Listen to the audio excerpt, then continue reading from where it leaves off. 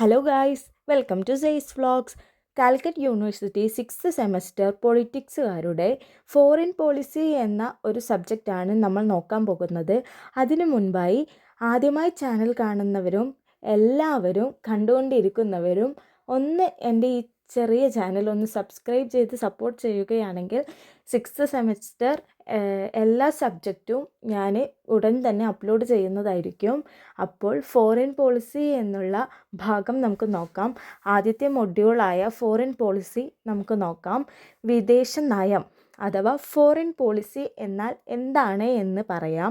വിദേശ നയം എന്നത് ഒരു രാജ്യം മറ്റ് രാജ്യങ്ങളുമായും അന്താരാഷ്ട്ര സ്ഥാപനങ്ങളുമായും ഒരു രാജ്യം മറ്റുള്ള രാജ്യങ്ങളുമായിട്ടും മറ്റു അന്താരാഷ്ട്ര സ്ഥാപനങ്ങളുമായിട്ടും തങ്ങളുടെ ബന്ധങ്ങൾ എങ്ങനെയായിരിക്കണമെന്ന്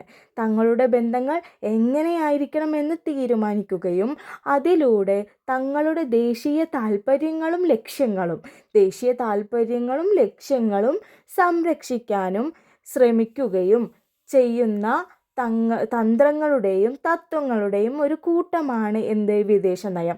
അതായത് ഒരു രാജ്യം മറ്റുള്ള രാജ്യങ്ങളുമായും അന്താരാഷ്ട്ര സ്ഥാപനങ്ങളുമായും തങ്ങളുടെ ബന്ധങ്ങൾ എങ്ങനെയായിരിക്കണമെന്ന് തീരുമാനിക്കുകയും അതിലൂടെ തങ്ങളുടെ ദേശീയ താൽപ്പര്യങ്ങളും ലക്ഷ്യങ്ങളും സംരക്ഷിക്കാൻ ശ്രമിക്കുകയും ചെയ്യുന്ന തന്ത്രങ്ങളുടെയും തത്വങ്ങളുടെയും ഒരു കൂട്ടത്തെയാണ് എന്ത് പറയുന്നത്, വിദേശ നയം അഥവാ ഫോറിൻ പോളിസി. മനസ്സിലായോ?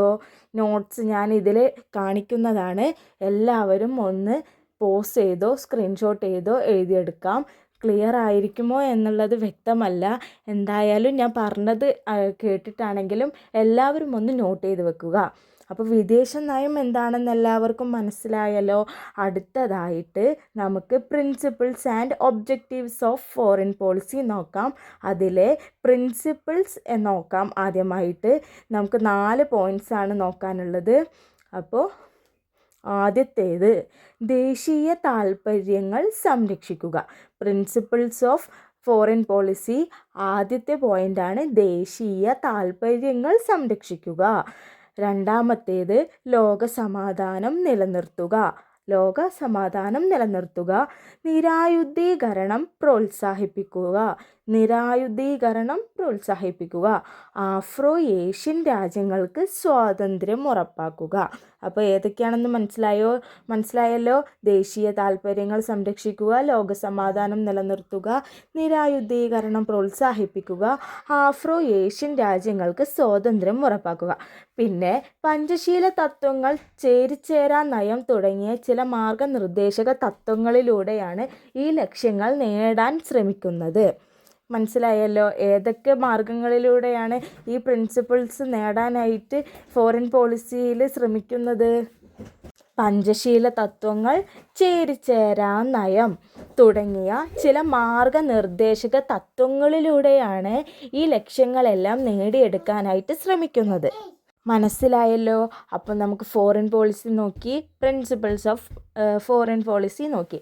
അപ്പോൾ എല്ലാവരും ഒന്നുകൂടെ ഒന്ന് ശ്രദ്ധിക്കുക. വിദേശ നയം എന്നാൽ എന്താണ്? ഒരു രാജ്യം മറ്റ് രാജ്യങ്ങളുമായും അന്താരാഷ്ട്ര സ്ഥാപനങ്ങളുമായും തങ്ങളുടെ ബന്ധങ്ങൾ എങ്ങനെയായിരിക്കണമെന്ന് തീരുമാനിക്കുകയും അതിലൂടെ തങ്ങളുടെ ദേശീയ താൽപ്പര്യങ്ങളും ലക്ഷ്യങ്ങളും സംരക്ഷിക്കാൻ ശ്രമിക്കുകയും ചെയ്യുന്ന തത്വങ്ങളുടെയും തന്ത്രങ്ങളുടെയും ഒരു കൂട്ടത്തെയാണ് വിദേശ നയം അഥവാ ഫോറിൻ പോളിസി എന്ന് പറയുന്നത്. അതിൽ മെയിനായിട്ടുള്ള 4 പ്രിൻസിപ്പിൾസ് പറഞ്ഞു. എല്ലാവരും നോട്ട് ചെയ്ത് എഴുതിയെടുക്കുക, പഠിക്കുക. നമ്മുടെ മുന്നിൽ ആകെ കൂടെ 1 മാസമേ കറക്റ്റ് പറയാനുള്ളൂ. അപ്പോൾ നമുക്ക് അതിനുള്ളിൽ തന്നെ എല്ലാ മൊഡ്യൂൾസും കംപ്ലീറ്റ് ചെയ്യേണ്ടതുണ്ട്. എല്ലാവരും ശ്രദ്ധിക്കുക. ഓക്കെ, അടുത്തതായിട്ട് നമുക്ക് പറയാനുള്ളത് ഒബ്ജക്റ്റീവ്സ് ഓഫ് ഫോറിൻ പോളിസിയാണ്. നമുക്കപ്പോൾ ഫോറിൻ പോളിസിയുടെ ഒബ്ജക്റ്റീവ്സ് എന്താണെന്ന് നോക്കണം. എല്ലാവരും ശ്രദ്ധിക്കുക. അതിൽ ആദ്യത്തെയായിട്ട് പറയുന്നത് അതിർത്തി സുരക്ഷയാണ്. ഇന്ത്യയുടെ ദേശീയ അതിർത്തികൾ വിദേശ ആക്രമണങ്ങളിൽ നിന്ന് സംരക്ഷിക്കുകയും ദേശീയ അഖണ്ഡത നിലനിർത്തുകയും ചെയ്യുക. ഒന്നാമത്തെ അതിർത്തി സുരക്ഷ. രണ്ടാമത്തേത് ആഫ്രോ ഏഷ്യൻ ഐക്യമാണ്. ആഫ്രിക്കയും ഏഷ്യൻ രാജ്യങ്ങൾക്കിടയിലെ സൗഹൃദവും ഐക്യവും ശക്തമാക്കുക എന്നതാണ്. മൂന്നാമത്തെ പോയിന്റ് ആഭ്യന്തര കാര്യങ്ങളിൽ ഇടപെടാതിരിക്കുക. മറ്റ് രാജ്യങ്ങളുടെ ആഭ്യന്തര കാര്യങ്ങളിൽ ഇടപെടാതിരിക്കുക എന്ന നയം പാലിക്കുക. മറ്റ് രാജ്യങ്ങളുടെ ആഭ്യന്തര കാര്യങ്ങളിൽ എന്താക്കുക? ഇടപെടാതിരിക്കുക.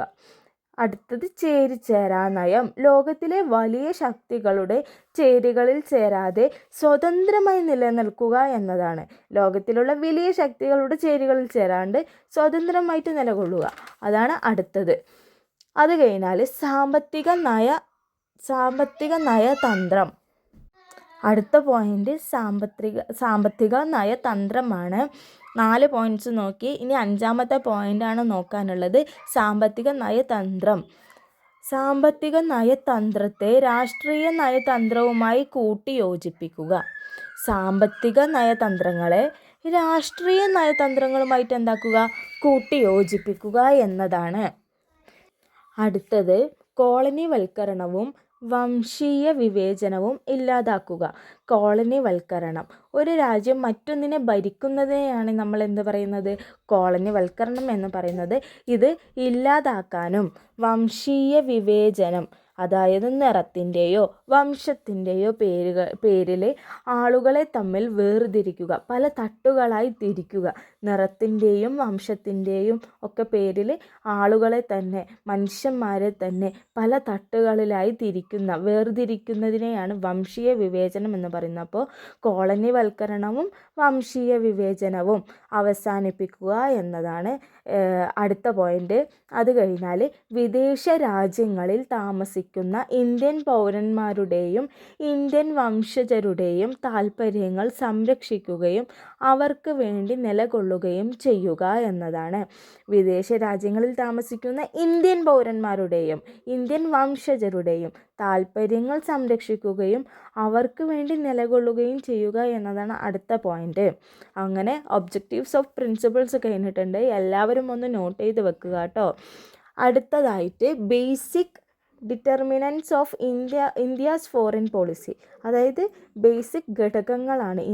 ഇന്ത്യയുടെ ഫോറിൻ പോളിസിയിലെ ബേസിക് ഘടകങ്ങളാണ്. അതിലൊന്നാമത്തേത് രാഷ്ട്രീയ പാരമ്പര്യവും തത്വശാസ്ത്രപരവുമായ അടിത്തറയും. രാഷ്ട്രീയ പാരമ്പര്യവും തത്വശാസ്ത്രപരമായ അടിത്തറ. രണ്ടാമത്തത് ഭൂമിശാസ്ത്രം. 3 ദേശീയ താൽപ്പര്യം.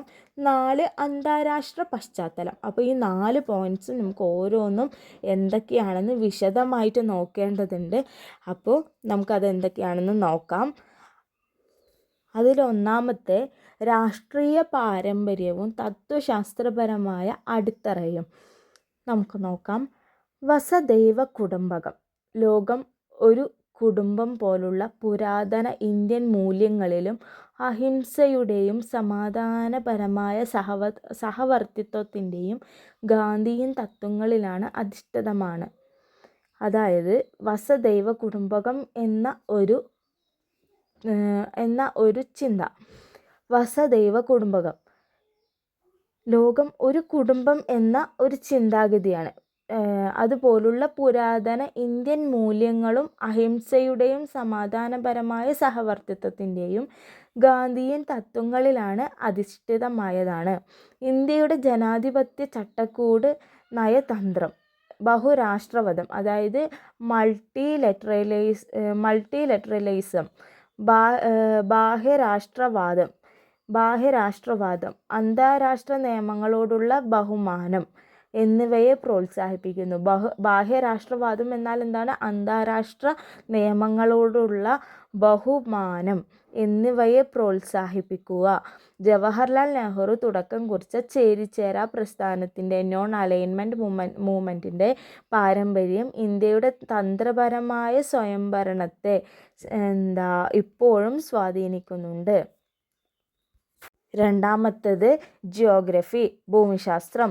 ഇന്ത്യയുടെ വിദേശ നയത്തെയും തന്ത്രങ്ങളെയും സ്വാധീനിക്കുന്ന പ്രധാനപ്പെട്ട ഘടകമാണ് ഭൂമിശാസ്ത്രപരമായ സ്ഥാനം. അയൽരാജ്യങ്ങളായ ദക്ഷിണേഷ്യയിലുള്ള ഇന്ത്യക്ക് ചൈന, പാകിസ്ഥാൻ, നേപ്പാൾ, ഭൂട്ടാൻ, ബംഗ്ലാദേശ്, മ്യാൻമാർ എന്നീ രാജ്യങ്ങളുമായി അതിർത്തി പങ്കിടുന്നു. ഇത് പ്രാദേശിക സ്ഥിരതയ്ക്ക്, റീജിയണൽ സ്റ്റെബിലിറ്റിക്ക് മുൻഗണന നൽകേണ്ടതിൻ്റെ പ്രാധാന്യം വർദ്ധിപ്പിക്കുന്നു. ഇന്ത്യയുടെ നീണ്ട തീരപ്രദേശവും പ്രധാനപ്പെട്ട കടൽ വഴികളോടുള്ള സാമീപ്യവും നാവിക സുരക്ഷയെയും ഇന്തോ പസഫിക് തന്ത്രത്തെയും രൂപപ്പെടുത്തുന്നതിൽ നിർണായക പങ്ക് വഹിക്കുന്നുണ്ട്. ഇന്ത്യയുടെ ഭൂമിശാസ്ത്രപരമായ വൈവിധ്യം ഊർജ ആവശ്യങ്ങൾ, അതിർത്തി സുരക്ഷ, കാലാവസ്ഥ നയതന്ത്രം എന്നിവയെയും സ്വാധീനിക്കുന്നുണ്ട്. മൂന്നാമത്തേത് നാഷണൽ ഇൻട്രസ്റ്റ് ആണ്, ദേശീയ താൽപ്പര്യം. പരമാധികാരം, സോവറിനിറ്റി സംരക്ഷിക്കുക, അതായത് പരമാധികാരം സംരക്ഷിക്കുക. സാമ്പത്തിക വളർച്ച ഉണ്ടാക്കണം. പരമാധികാരം സംരക്ഷിക്കുക, സാമ്പത്തിക വളർച്ച ഉണ്ടാക്കുക, ഊർജ സുരക്ഷ ഉറപ്പാക്കുക, സാങ്കേതിക മുന്നേറ്റം കൈവരിക്കുക, ആഗോള വിപണിയിലേക്കുള്ള പ്രവേശനം നേടുക എന്നിവ വിദേശ ബന്ധങ്ങൾക്ക് പ്രേരകമാകുന്നു. പ്രതിരോധ സംവിധാനം ആധുനികവൽക്കരിക്കുക, ഭീകരവാദം വിരുദ്ധ പ്രവർത്തനങ്ങൾ നടത്തുക, പ്രവാസിക്ഷേമം ഉറപ്പാക്കുക എന്നിവയും പ്രധാന താൽപ്പര്യങ്ങളിൽ ഉൾപ്പെടുന്നവയാണ് ദേശീയ താൽപ്പര്യങ്ങളിൽ ഉൾപ്പെടുന്ന കാര്യങ്ങൾ. മനസ്സിലായല്ലോ. നാലാമതായിട്ട് ഇൻ്റർനാഷണൽ മിലിയു ആണ്, അന്താരാഷ്ട്ര പശ്ചാത്തലം. US-ചൈനീസ് മത്സരം പോലുള്ള ആഗോള അധികാര മാറ്റങ്ങൾ ഇന്ത്യയുടെ തന്ത്രപരമായ തെരഞ്ഞെടുപ്പുകളെ ബാധിക്കുന്നു. ബഹുരാഷ്ട്ര വേദികളിൽ പങ്കുചേരുന്നത് ആഗോള മാനദണ്ഡങ്ങൾക്ക് രൂപം നൽകാൻ ഇന്ത്യയെ സഹായിക്കുന്നു.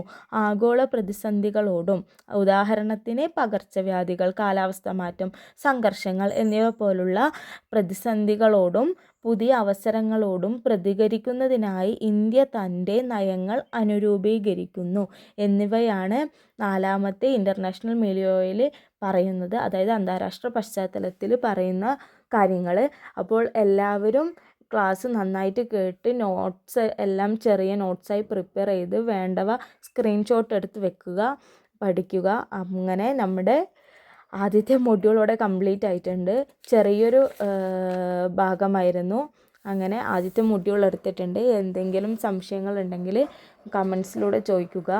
എല്ലാവരും ഒന്ന് സബ്സ്ക്രൈബ് ചെയ്ത് ഷെയർ ചെയ്ത് സപ്പോർട്ട് ചെയ്യണം. അങ്ങനെയാണെങ്കിൽ ബാക്കിയുള്ള വീഡിയോസും കൂടെ ഈ ചാനലിൽ ഞാൻ ഇടാം.